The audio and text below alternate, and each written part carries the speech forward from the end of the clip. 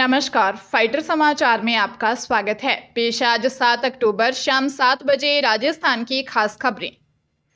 पूरे देश में इस समय बीजेपी का सदस्यता अभियान चल रहा है। राजस्थान में बीजेपी के सदस्यता अभियान की रफ्तार धीमी है।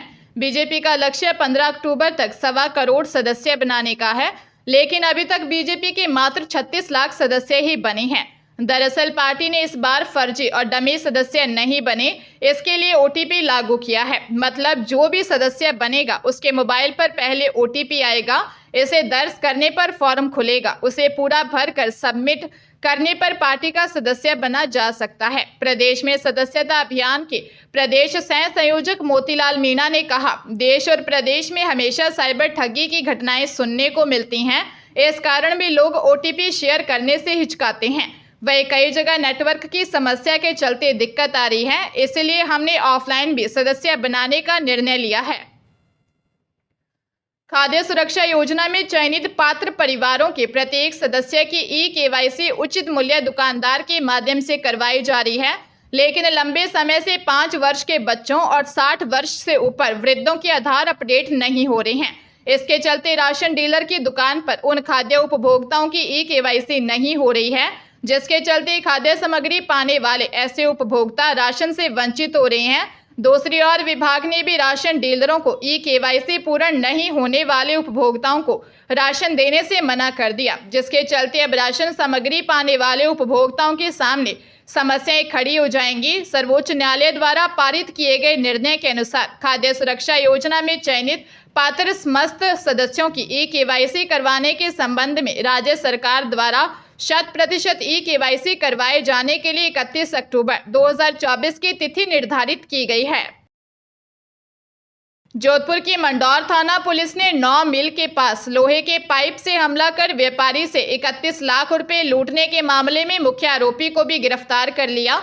उसकी निशानदेही से गांव में छुपाए लूट के 31 लाख रुपए बरामद किए गए। थानाधिकारी रमेश खिड़िया ने बताया कि प्रकरण में पाली जिले के शिवपुरा थाना क्षेत्र के गांव निवासी अर्जुन देवासी मुख्य आरोपी हैं, जो 2 अक्टूबर की रात वारदात के बाद फरार हो गया था। उसके गांव में होने की सूचना मिली। पुलिस की एक टीम हापत गांव भेजी गई, जहां तलाश के बाद अर्जुन को पकड़ लिया गया। पूछताछ के बाद अर्जुन राम देवासी को गिरफ्तार किया गया। उसकी निशानदेही से गांव में छुपाए लूट के पूरे 31 लाख रुपए बरामद किए गए। इससे पहले वारदात में शामिल ट्रक चालक शिवपुरा थाना क्षेत्र भानिया गांव निवासी बुद्धाराम देवासी, उसकी पत्नी गीता देवी और अर्जुन की पत्नी ललिता को गिरफ्तार किया गया था।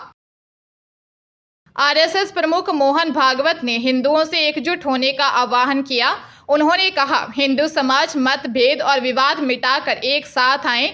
संघ प्रमुख 12 में स्वयं सेवकों को संबोधित कर रहे थे। इससे पहले मोदी ने महाराष्ट्र में कहा था, हम बंटेंगे तो बांटने वाले महफिल से जाएंगे, जश्न मनाएंगे। अगस्त में यूपी के सीएम योगी आदित्यनाथ ने कहा था, हम बंटेंगे तो कटेंगे, एक रहेंगे नेक रहेंगे। भागवत ने कहा कि हिंदू समाज को भाषा, जाति और प्रांत के मतभेद और विवाद मिटाकर अपनी सुरक्षा के लिए एकजुट होना होगा।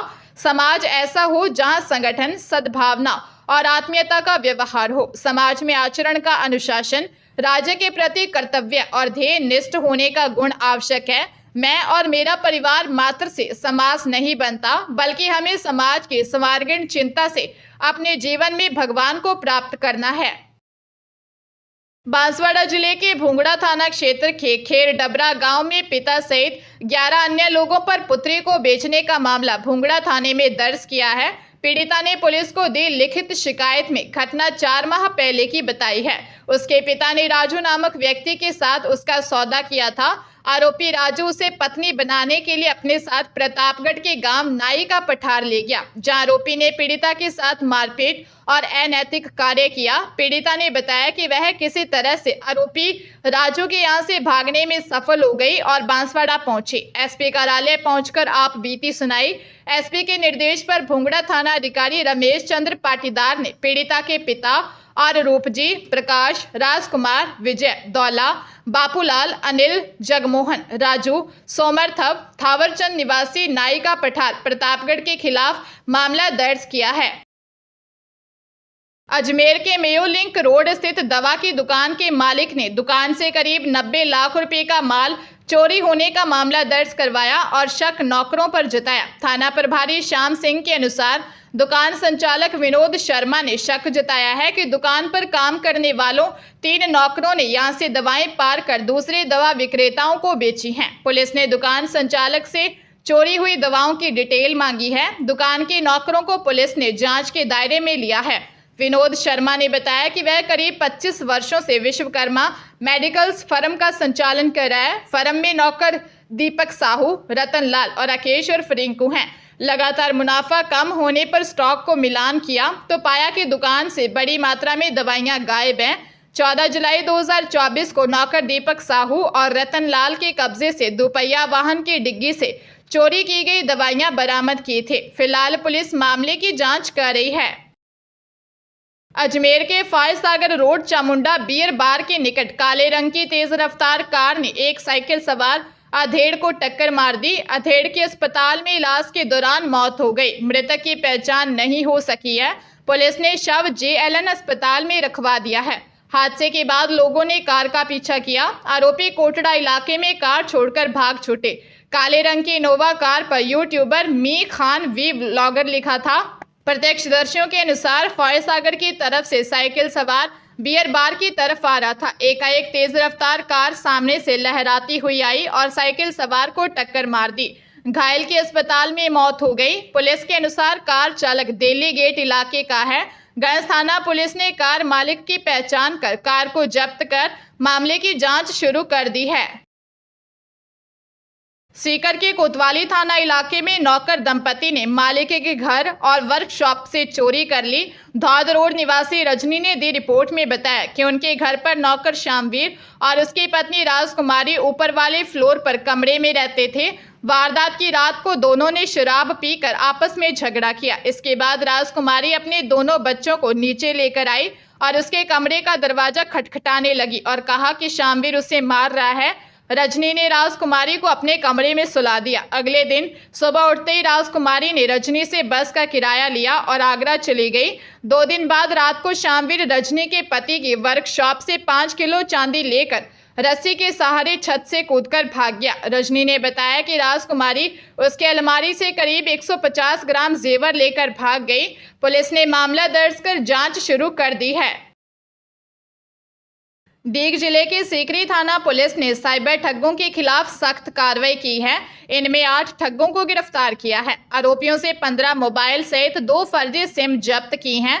थानाधिकारी मुकेश कुमार ने बताया कि थाने से एक विशेष टीम का गठन कर साइबर ठगों के खिलाफ कार्रवाई करने के लिए रवाना किया गया। तब मुखबिर के जरिए सूचना मिली कि गांव एडवर्ड मानपुर के पास बांध के रास्ते पर बैठकर 7 से 8 युवक साइबर ठगी कर रहे हैं, जिसके बाद पुलिस का जाब्ता तुरंत मौके पर पहुंचा और घेराबंदी कर सभी आरोपियों को पकड़ लिया।